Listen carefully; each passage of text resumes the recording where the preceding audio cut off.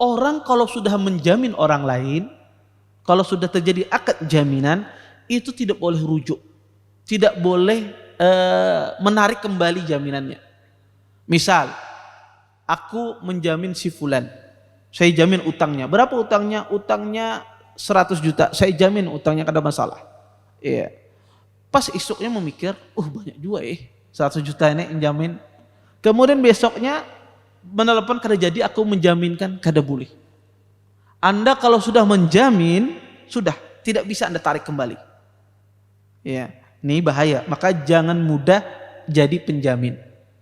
Ya, karena kalau Anda menjamin tidak bisa menarik kembali. Ini yang pertama. Kemudian orang yang menjamin itu dia bertanggung jawab penuh.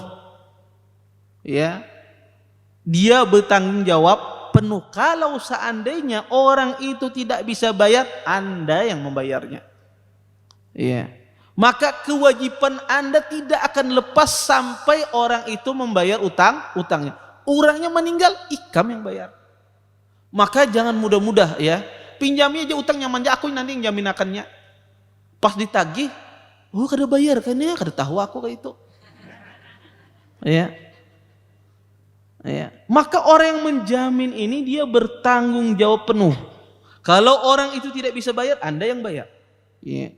Maka ya tidak akan lepas tanggungan orang penjamin itu sampai utangnya lunas. Ya. Kemudian seorang yang menjamin orang lain, ya, itu boleh penjaminnya itu lebih dari satu.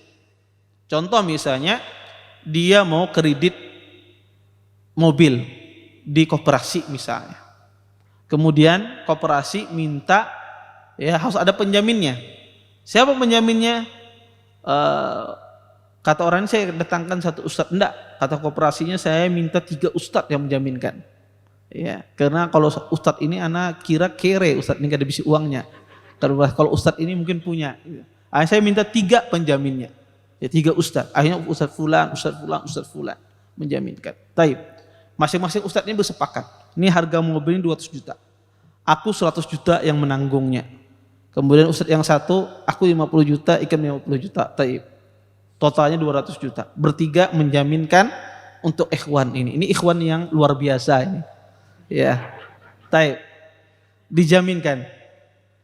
Ternyata ikhwannya nggak mampu bayar. Ikhwannya tidak mampu bayar. Akhirnya koperasi nagih sama ustadznya. Kata ustadznya, aku bisi uang 50 juta, nih aku bayar. Taib. Ustadz yang satu bisa bayar. Ustadz yang kedua dan ketiga kada kau bayar.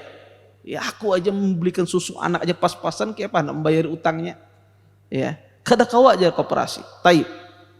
Apakah ustadz yang satu tadi yang sudah bayar dari terlepas tanggungannya? Tidak terlepas. Tetap dia ikut dalam 3 orang tersebut. Maka tanggungan itu, jaminan itu tidak akan bisa terlepas sampai semuanya bisa melunasi. Maka dia berada dalam lingkaran tersebut. Walaupun dia sepakat tadi bagiannya 50 juta, sudah dia bayar, tetap dia akan kena juga. Kalau temannya tidak bisa membayari. Iya. Maka ini dia ikut dalam lingkaran jaminan. Iya. Maka penjamin ini orang yang harus luar biasa. Ya, bukan sembarangan. Di masyarakat kita biasanya terlalu menggampangkan. Ya pinjam aja, aku jamin aja kena. Aku yang menjaminnya. Maka dia akan bertanggung jawab penuh. Orang ini nggak bisa bayar, Anda yang bayar. Dia sudah meninggal, apakah habis utangnya? Tidak, Anda yang membayari utangnya. Ya. Kemudian para ulama mengatakan bahwasanya kapan ya seseorang itu ya dia boleh menjamin. Pertama, ya, jaizut tasarruf. Orang itu adalah orang yang ya boleh dia bertransaksi. Yaitu orangnya muslim, balik, berakal, ya. Maka dia boleh bertransaksi, maka itulah yang boleh menjamin. Kemudian yang kedua, harus berdasarkan ridhanya. Ya tidak boleh kita mendatangkan penjamin dia tidak ridha. Ya, ada orang datang ke koperasi, saya berhutang, siapa penjaminnya? Ustadz Hekel yang menjaminkan, saya tidak tahu menahu. Ya, sudah ditulis Ustadz Fulan. Kemudian ditanya ke koperasi, saya tidak tahu. Ya ini tidak boleh. harus dengan ridhonya yang menjamin. Kemudian kata para ulama, ya, apakah mengharuskan orang menjamin ini tahu orang yang dijaminkan? Contoh misalnya, ada koperasi datang kepada saya, Ustadz, ini ada ikhwan kita berhutang, maukah pian jadi penjaminnya? Ya Ustadznya taruh baik, oh karena Bapak aku menjamin. Cina nggak ada tahu siapa yang dijaminkan, nggak disebutkan orangnya, nggak tahu. Boleh tidak? Sah nggak demikian? Sah.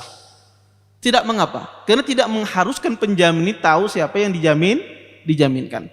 Pas diketahui ikhwan, wah itu ngalih pembayar misalnya, maka dia nggak bisa kembali, tidak boleh dia kembali. Ya. Maka sah jaminan tersebut walaupun si ustadz ini tidak tahu siapa yang dijaminkan. Ya. Maka tidak harus ya penjamin itu tahu siapa orang yang dia jamin. Taib. Terima kasih. Jazakumullah khairan wa barakallahu fikum. Video ini dibuat atas partisipasi dari donasi Anda. Semoga menjadi amal jariah bagi Anda semuanya.